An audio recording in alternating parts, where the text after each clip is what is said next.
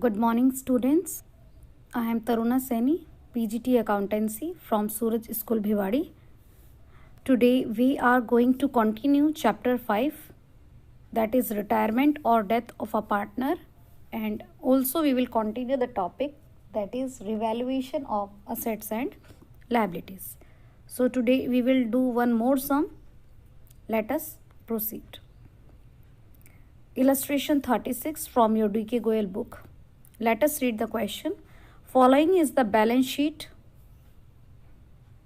of Jain, Gupta and Malik as at March 31st, 2002. Okay, balance sheet is given in the question. अब assets में आपको क्या क्या given है? Land and building, bonds, cash, BR, debtors, stock, furniture, plant and machinery, computers. हम यहाँ पर देख लेते हैं कि कोई एक्यूमुलेटेड लॉस नहीं होना चाहिए. Then here what do you see in the liability side? Creditors, telephone bills, outstanding, accounts payable, accumulated profits and losses, accumulated profits. So accumulated profits को आप ओल्ड पार्टनर में ओल्ड रेशियो में distribute करेंगे. And then capital balances. Okay, so what is a question?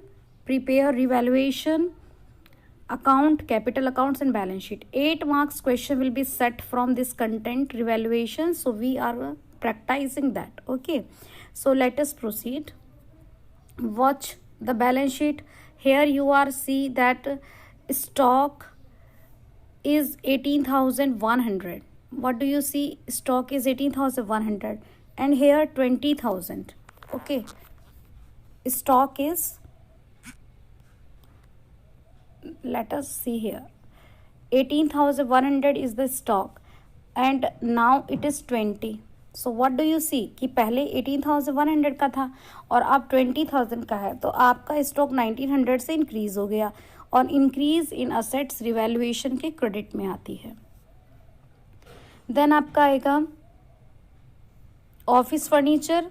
Office furniture देखो यहाँ पे 18,250 का है और अभी 14,250 का हो गया, यानी कि कम हो गया है, तो decrease in assets will be debited.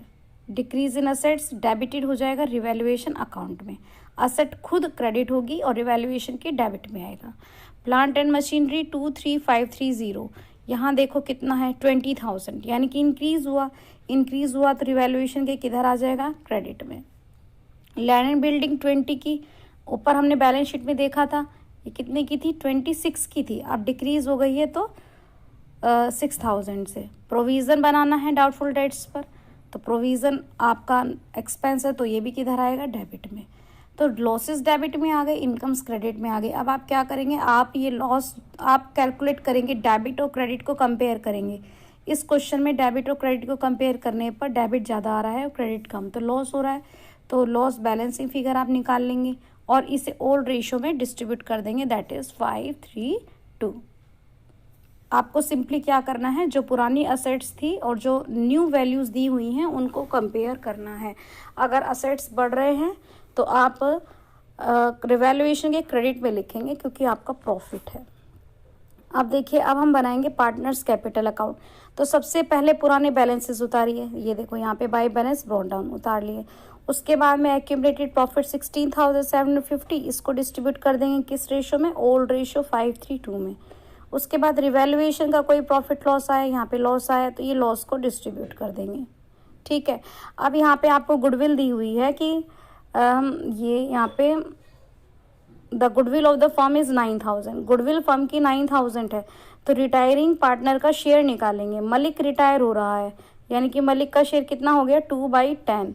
तो 9,000 का 2/10 कितना बनता है? 1800 बनता है. अब इसको कौन देंगे? बचे हुए पार्टनर देंगे. ठीक है. अब इनका रेशियो इन्होंने दे रखा है 3:2. न्यू रेशियो कितना दे रखा है? 3:2 यहाँ पर. अब न्यू रेशियो 3 दे रखा है, 3:2 दे रखा है, तो आप ओल्ड और न्यू को कंपेयर करके आप गेनिंग रेशियो निकालेंगे. तो मे बी कि गेनिंग रेशियो इक्वली आ जाए, तो आप क्या करोगे? जैन गुप्ता को डेबिट करके मलिक को क्रेडिट कर दोगे. ये गुडविल का ट्रीटमेंट. ठीक है. गेनिंग गुडविल की क्या एंट्री होती है? Remaining partner to retiring partner. उसके बाद में आप ये दोनों साइड का टोटल करके आप बैलेंस निकाल लेंगे. अब आगे इन्होंने एक लाइन इसमें बोली है the continuing partner agree to pay 16,500। ये कह रहे कि कैश में देना है 16,500। तो यहाँ देखो, यहाँ तो कैश इतना है ही नहीं 16,500। तो बोल रहे कि ये लेकर आएंगे, नहीं पुराने पार्टनर लेकर आएंगे, ठीक है, 3:2 new in their new profit sharing ratio, और फिर हम उसको बाकी जो बैलेंस बचेगा उसे लोन में दे देंगे। तो ये जो बैलेंस यहाँ से आए हैं 44,225, 62,175, 23,825, 850, आप इन बैलेंसेस को उतारेंगे और फिर आप ये देखेंगे कि हमें उन्हें कितना अमाउंट पे करना है। कितना पे करना है? 16,500। तो इसको 3:2 में डिस्ट्रीब्यूट कर लेंगे। 3:2 में डिस्ट्रीब्यूट करने के बाद में ये आएगा। बस अब आप उसको मलिक को पे कर दोगे, जो बचेगा वो लोन में आ जाएगा, बाकी इन दोनों का बैलेंस आ जाएगा। इनकी न्यू कैपिटल यहाँ आ गई हैं और मलिक का लोन यहाँ आ गया है, और बाकी सारी एसेट्स और लायबिलिटीज़ में जो चेंजेस हुए हैं वो मेंशन कर देंगे, ठीक है। वर्किंग नोट बनाना है, न्यू रेशो और ओल्ड रेशो कंपेयर करके गेनिंग रेशो आपको कैलकुलेट करना है, ठीक है। So I hope that you will do the practice of this sum. आप इस सम की स्क्रीनशॉट ले लें, ऐसे आप स्क्रीनशॉट ले लो इसको। ये अब यहाँ पे स्क्रीनशॉट आप ले लें।